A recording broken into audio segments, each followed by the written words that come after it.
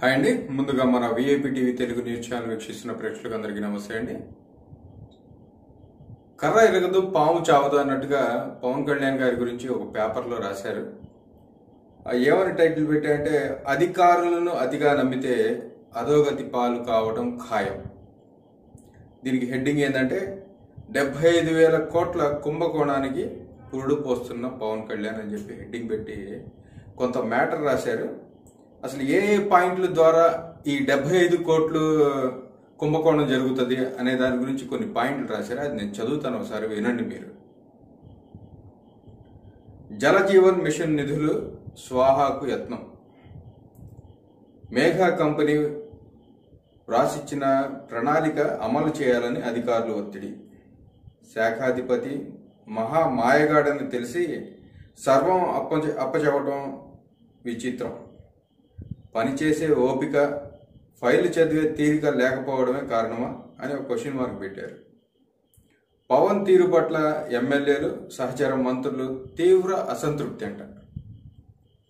ఎందుకు అసంతృప్తి అంటే, వీళ్ళతో కూర్చొని ఏసీ రూమ్లో కూర్చొని చక్కగా బాతాకాని వేసుకొని చాయ్ బిస్కెట్లు తాగుతా మంచి మంచి మాటలు మాట్లాడుకుంటా ఉంటే అప్పుడు మంత్రులు, ఎమ్మెల్యేలు అందరు కూడా పవన్ కళ్యాణ్ చాలా మంచోడని చెప్పుకుంటారు. అయితే ఈయనేం రాశాడంటే, అందరి వంటి రాజకీయ నాయకుడు కాదు పవన్ కళ్యాణ్. ఆయన శైలి విలక్షణమైంది. జగన్ అయినా, చంద్రబాబు అయినా, అంతకు క్రితం కాంగ్రెస్ నాయకులైన అధికారంలోకి రావడానికి డబ్బు ఖర్చు చేసేవాళ్ళంట. వచ్చిన తర్వాత ఇబ్బడి ముబ్బడిగా సంపాదిస్తారు. ఈ నేతల రాజకీయ డబ్బునే విష వలయం చుట్టూ పరిభ్రమిస్తూ ఉంటుంది. కానీ పవన్ కళ్యాణ్ ఆ ఉచ్చులో చిక్కుకోలేదు. ఎందుకంటే పవన్ కళ్యాణ్ అనే ఆయన డబ్బు లేని రాజకీయం, డబ్బులు పెట్టకుండా జనాల మనసులు గెలుచుకొని ఒక నాయకుడు కావాలనేది ఆయన ధ్యేయం.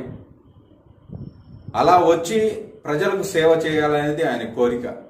ఆ విధంగా రాజకీయాల్లోకి అడుగుపెట్టిన ఏకైక మనిషి పవన్ కళ్యాణ్ గారు.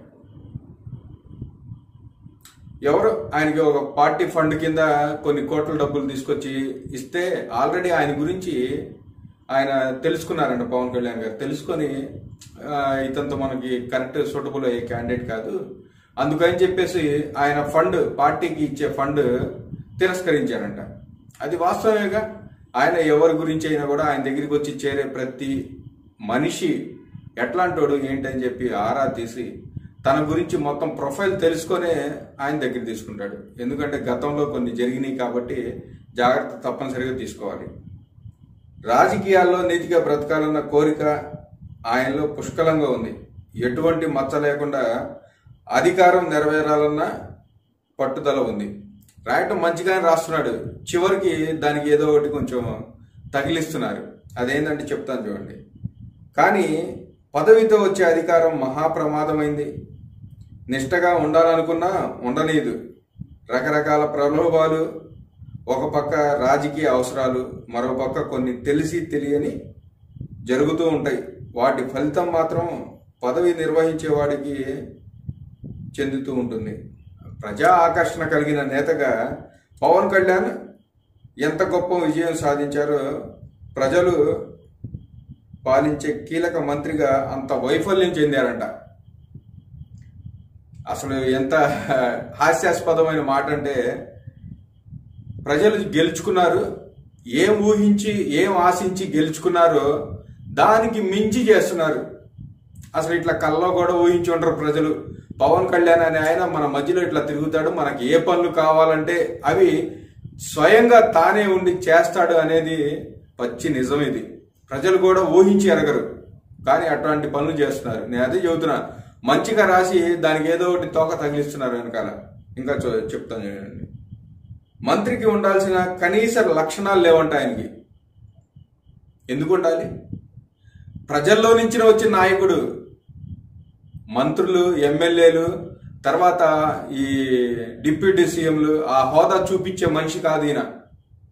అంటే బాగా సెక్యూరిటీ పెట్టుకొని మంచి సూటు బూటు వేసుకొని ఆఫీస్లో కూర్చొని కాలు మీద కాలు పెట్టుకొని ప్రెస్ కాన్ఫరెన్స్లు పెట్టి ఏసీ రూమ్లో కూర్చొని మాట్లాడుకొని చేసే నాయకుడు కాదు. మీరు ఆ లక్షణాలు మంత్రికి ఉండాల్సిన లక్షణాలు లేవు అంటున్నారు. ఉండాల్సిన అవసరం లేదు. ఆయన ప్రజల్లో మనిషి, సామాన్యుడిలాగే ఉండాలి. మీరు రాసింది 100కి 100% రాంగ్. ఆయన నాయకుడు, ఆయన రాజకీయ నాయకుడు కాదు, ప్రజల్లో నుంచి పుట్టిన నాయకుడు ఆయన. అందుకని ఆయన హోదా చూపించడు. ఆయన చాలా కీలక శాఖలు చేస్తున్నారని పంచాయతీరాజ్, రూరల్ వాటర్ సప్లై, అడవులు, పర్యావరణం వంటి శాఖలు ఆయన చేస్తున్నాడని, ప్రతి ఎమ్మెల్యేకు ఆ శాఖతో పని ఉంటుందని ప్రతిరోజు మంత్రిని కలిసి విన్నవించుకోవాల్సి వస్తుందని, కానీ పవన్ కళ్యాణ్ ఏ ఎమ్మెల్యేకి కూడా ఇంటర్వ్యూ ఇవ్వడం లేదని సహచర మంత్రులు తిట్టుకుంటున్నారంట. ఇంటర్వ్యూలు ఇచ్చి ప్రెస్ మీట్లు పెట్టి చక్కగా వీళ్లతో బాతాకానీలు చేస్తూ ఉంటే ఈ ఎమ్మెల్యేలకు తర్వాత మంత్రులకు చాలా బాగుంటుంది. కానీ ఆయన వచ్చింది వీళ్లతో మాట్లాడుకొని దేంట్లో ఎంత దండుకుందామని ఒక ప్లాన్తోనో లేకపోతే ఒక మ్యాప్ తీసుకొని రాలా ఆయన రాజకీయాల్లోకి.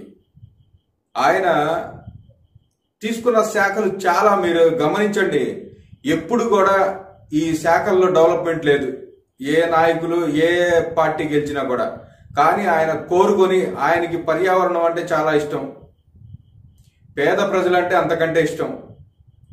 వాళ్ళకి ఏం కావాలో చేయటమే ఆయనకి మరీ ఇష్టం. అందుకని చెప్పేసి వాటికి సంబంధించిన శాఖలు ఏవైతే ఉన్నాయో ఆయన తీసుకున్నాడు. గిరిజన ప్రాంతాల్లో తిరుగుతా కూడా వాళ్ళ అబ్బాయికి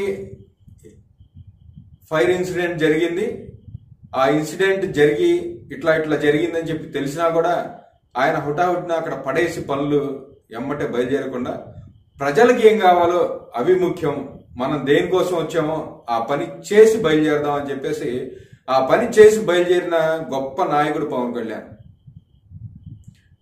ఆయన గురించి ఇట్లా రాయటం చాలా తప్పండి. తోటి ఎమ్మెల్యేలతో మంత్రులతో షికార్లు చేసే మంత్రి కాదు ఈయన. ప్రజల కోసం ఏం చేయాలి ఏంటి అని అనునిత్యం ఆలోచించే మంత్రి ఈయన. అది గుర్తుపెట్టుకొని ఏదైనా రాయండి మంచిగా.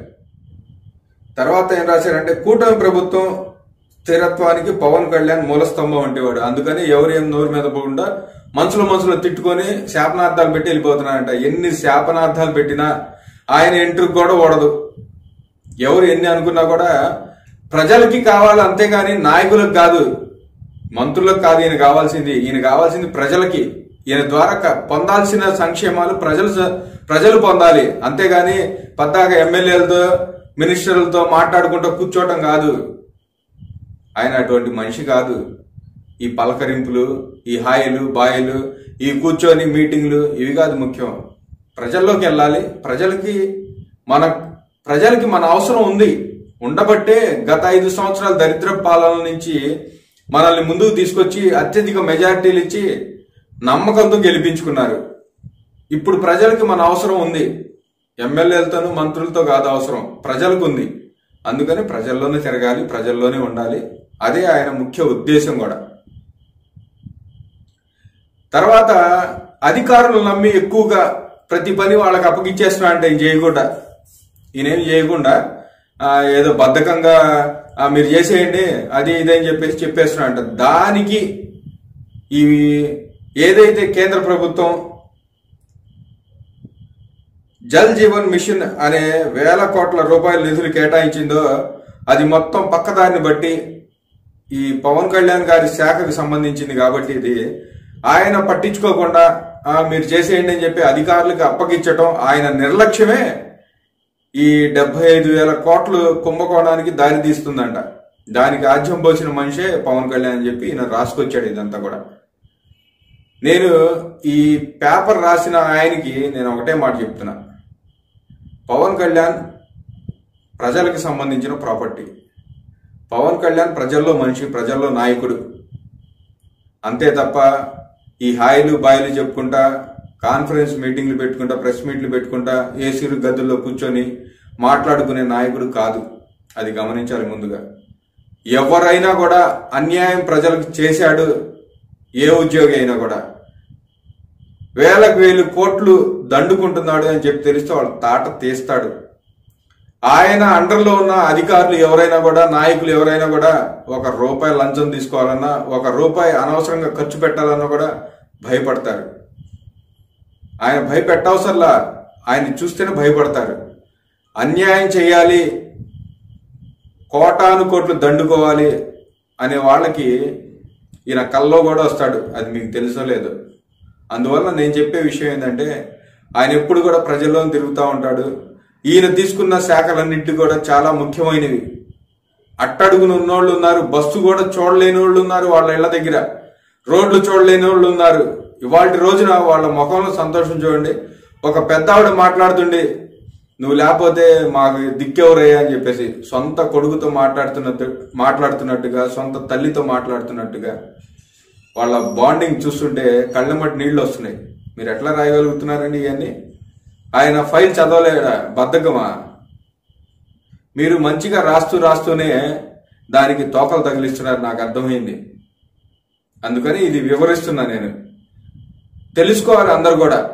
ఆ గిరిజన ప్రాంతాల్లో మనుషులే కాదు తెలుసుకోవాల్సింది, ఆంధ్ర రాష్ట్ర ప్రజలందరూ కూడా తెలుసుకోవాలి ఆయన గురించి.